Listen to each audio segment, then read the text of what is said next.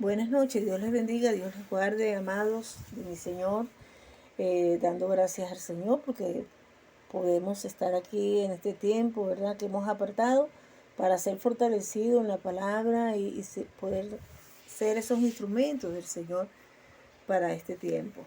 Aún más de lo que lo hemos sido. Entonces allí donde usted está, yo le invito a inclinar su rostro y a presentar este tiempo al Señor. Padre, que estás en los cielos, soberano Dios, aquí estamos delante de tu presencia, Señor, agradecidos por tu amor, tu bondad, tu cuidado, tu fidelidad para con cada uno de los que hoy se conectan, Padre. En el nombre de Jesús, Señor, llevo todo pensamiento cautivo a la obediencia a Cristo, derribo toda altivez, argumento, fortaleza que en la vida se levante contra tu conocimiento y declaro cielos abiertos, Señor. Allí donde está cada hermano conectado, cielos abiertos, Señor, y que lo que usted ha dispuesto para que nosotros recibamos, Señor, es hecho, Padre, en el nombre de Jesús. Habla a nuestra mente, a nuestros corazones, Señor, afírmanos, Señor, aclara, Señor, todo lo que no esté bien consolidado, Señor, y sé tú afirmándonos en tu palabra, en el nombre de Jesús. Amén. Recibe un fuerte abrazo. Les amo y les bendigo. Vamos a tratar un tema que, bueno, es importantísimo, es lo más importante para el cristiano, y el tema de hoy se llama Jesucristo. Jesucristo.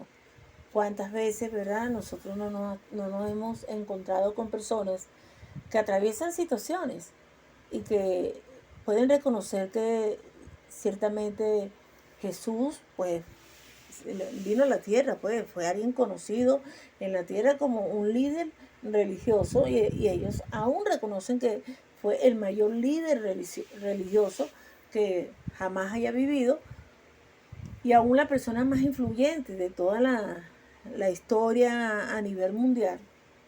Pero ellos no aceptan al Señor como su Señor y Salvador. O sea, se resisten a abrirle su corazón a Jesús y aceptarlo como su Señor y Salvador. Esto no es algo anormal, esto realmente muchas de las personas que hoy estamos en los caminos del Señor, en un momento también teníamos tantos conocimientos así de hombre y veíamos a Jesús eh, como un líder religioso. No fue mi caso, pero sí sé de muchas personas que hoy en día están en el Señor y esa fue su historia. Entonces, la persona y la obra de Jesucristo es el tema predominante de la Biblia. ¿Por qué? Porque Él es Dios. Jesucristo es Dios. Y Él se volvió humano, o sea, murió crucificado, fue sepultado y resucitó de los muertos. Él es el único y suficiente Salvador del mundo. Y vamos a presentarle una manera sencilla como presentar ese tema para que la gente pueda entender más de quién es nuestro Señor y nuestro Salvador. Lo primero que tenemos que tener claro, el primer punto es que Jesucristo es Dios.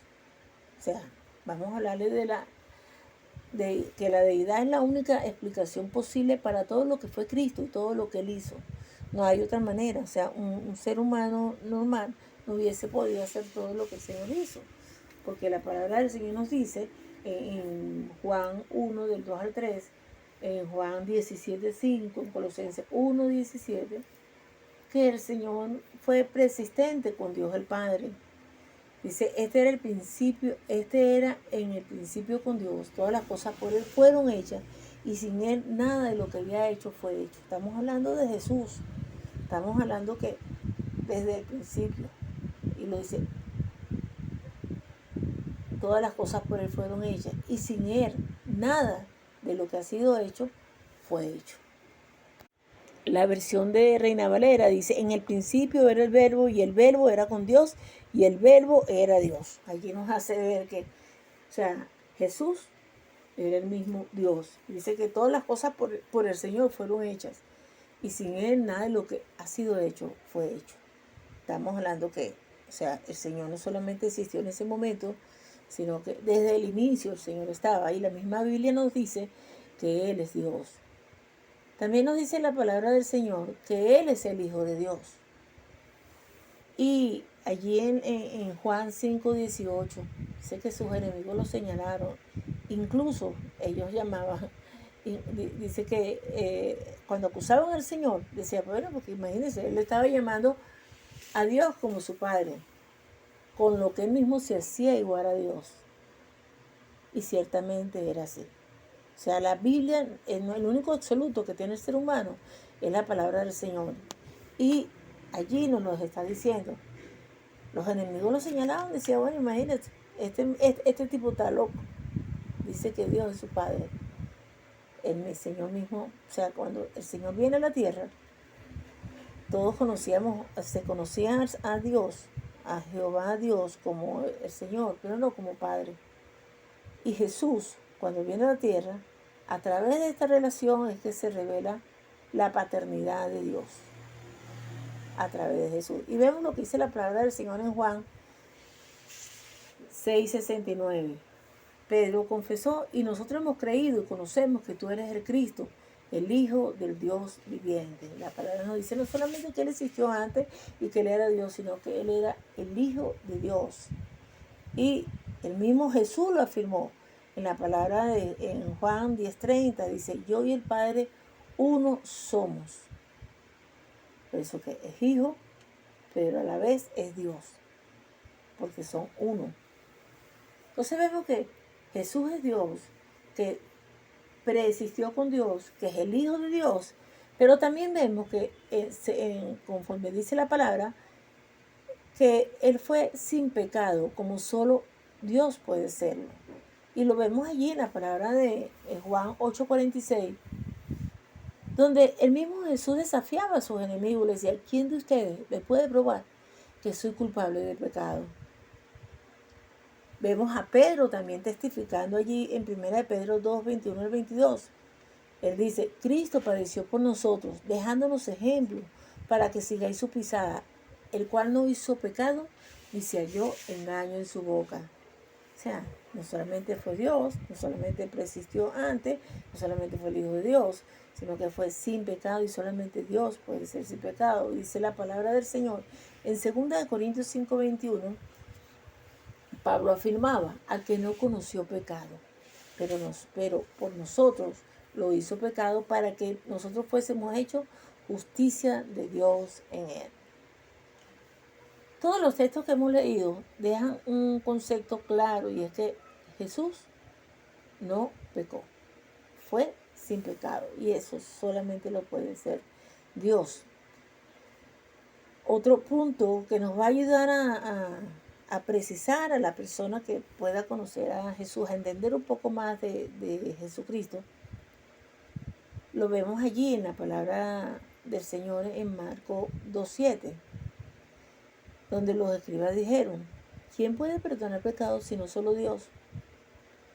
Pero una de las características de Jesús es que Jesús perdona pecados como solo puede hacerlo Dios. Y aunque los escribas decían esto, solamente Dios puede perdonar pecados. Jesús dijo, para que sepáis que el Hijo del Hombre tiene potestad en la tierra, tiene autoridad en la tierra. O sea, está hablando de Él mismo. O sea, tengo autoridad, la autoridad que me ha dado el Padre, porque Jesús y el Padre eran uno. Y esa autoridad fue para perdonar pecados, como lo dice allí en Mateo 9:6. Dice, para que sepáis que el Hijo del Hombre tiene potestad en la tierra para perdonar pecados. Jesús tiene potestad para perdonar pecados. Y Pedro escribió en 1 Pedro 2:24, quien llevó el mismo nuestro pecado en su cuerpo sobre el madero, para que nosotros, estando muertos a los pecados, vivamos a la justicia, y por cuya herida fuiste sanado. O sea que no solamente que Jesús es el Hijo de Dios, no solamente que es Dios, no solamente que preexistió con Dios, sino que el Señor también perdona pecados. No pecó, y aparte de eso, Él perdona pecados. Y el Señor hizo obras que destacaron en medio de su tiempo en el mundo. Y Él realizó obras milagrosas. Vemos que Él sanó a los enfermos, dio de comer a los hambrientos, resucitó a los muertos. Vemos que hay muchos testimonios en los evangelios, ¿verdad? De que los mudos hablaban, los ciegos veían, los sordos oían, los paralíticos caminaban, el leproso fue sanado, el muerto resucitó y la palabra del Señor nos habla de eso. Diferentes textos bíblicos nos hacen ver el poder que había en el Señor, que no había sido manifiesto antes en una sola persona. Y ahí lo vemos, lo que el Señor estaba haciendo. Las señales seguían al Señor. Entonces, Jesucristo es Dios que se hizo hombre. Y la palabra del Señor nos dice en primera de Juan 1:14, en Juan 1:14 dice, ya que el verbo fue hecho carne y habitó entre nosotros, lleno de gracia y de verdad. O sea, el Señor, el que estuvo al principio, se hizo carne y habitó entre nosotros. Pero ¿cómo fue ese nacimiento? ¿Cómo siendo Dios, Jesús siendo Dios, cómo se hizo hombre? La palabra nos habla de profecía, Isaías 7:14, nos habla de la profecía que se dio de que el Señor nacería de una virgen. El nacimiento de Jesús había sido ese nacimiento milagroso. Fue profetizado 800 años antes de su venida. Y allí en Isaías 7:14 dice, he aquí que la Virgen concebirá y dará a luz un hijo y llamará su nombre Emmanuel. Emmanuel significa Dios con nosotros. Dios con nosotros. Antes de que pasara algo parecido, ya el Señor lo había anunciado a través de los profetas. Y vemos después en Lucas capítulo 1, versículo 30 al 31, vemos que la profecía que estaba allí en Isaías 7:14, que habla de su nacimiento milagroso, esa profecía se cumplió al pie de la letra, mis amados. Y ve lo que dice allí Lucas 1, del 30 al 31. María, no temas, porque has hallado gracia delante de Dios, y ahora concebirás en tu vientre y darás a luz un hijo, y llamarás su nombre Jesús. Y mientras Jesús estuvo en la tierra, como hombre, el Señor demostró características humanas. Todo lo que usted y yo podemos atravesar hoy propio de nuestra naturaleza. O sea, usted se cansa, el Señor se cansó, también tuvo sed, el Señor también tuvo sed, comió, el Señor también comió. Expresó sentimientos. Vemos cuando murió Lázaro y le dijeron, dice que Jesús lloró.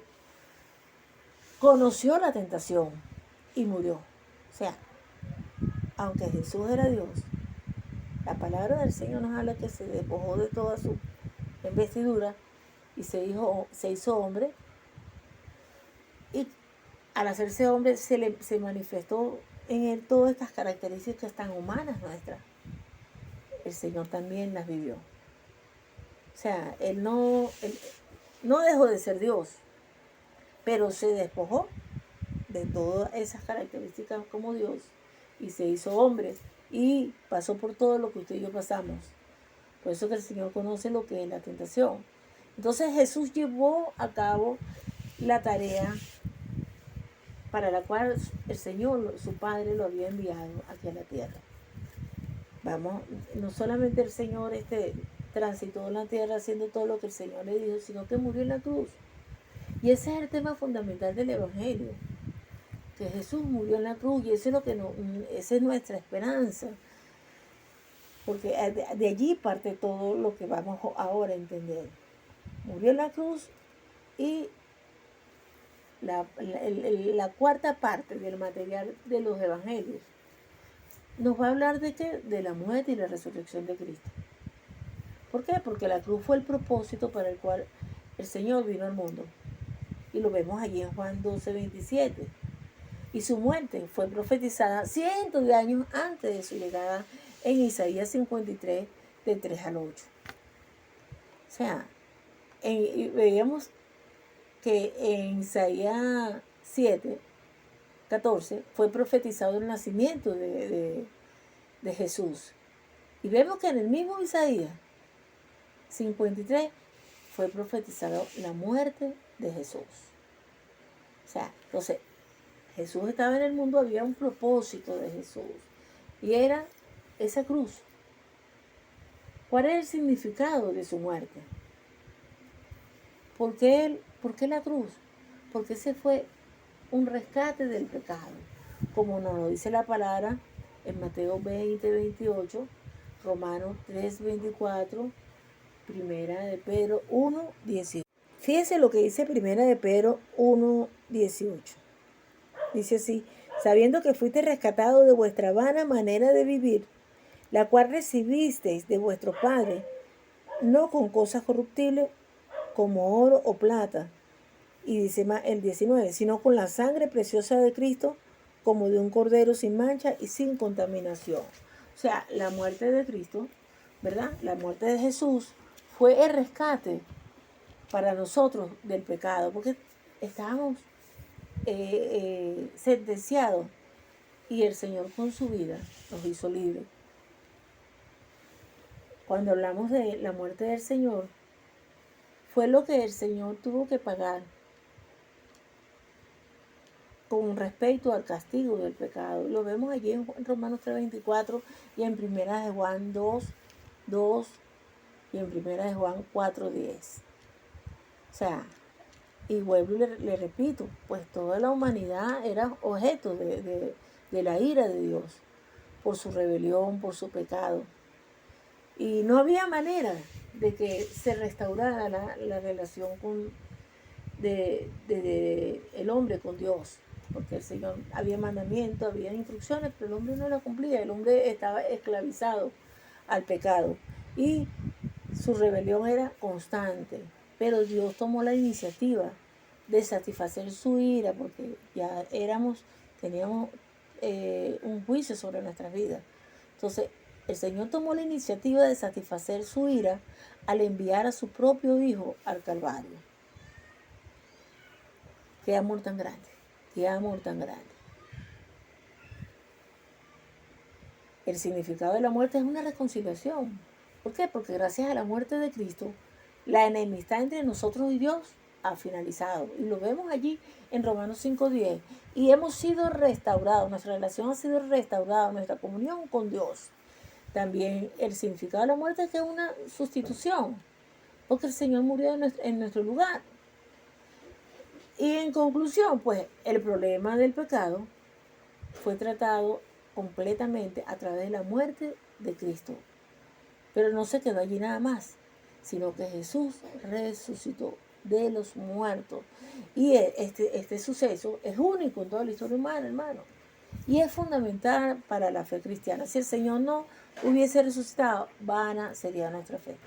Pero el Señor no solamente murió, no solamente fue un líder que, bueno, soporté todo esto. No, el Señor resucitó. Y la Biblia nos habla de esa realidad en Juan 20, del 1 al 10, en 1 Corintios 15:4. Es visible la realidad de la resurrección y yo le invito cuando usted esté con esa persona, detenerse allí. Esta es una clase que tiene muchos puntos y tenemos que ir porque hay un tiempo que tenemos que cubrir. Pero que es importante que usted la desarrolle, pues. No solamente es que la Biblia nos habla de que, bueno, mira, sí ocurrió, sí resucitó, sino que Jesús lo predijo.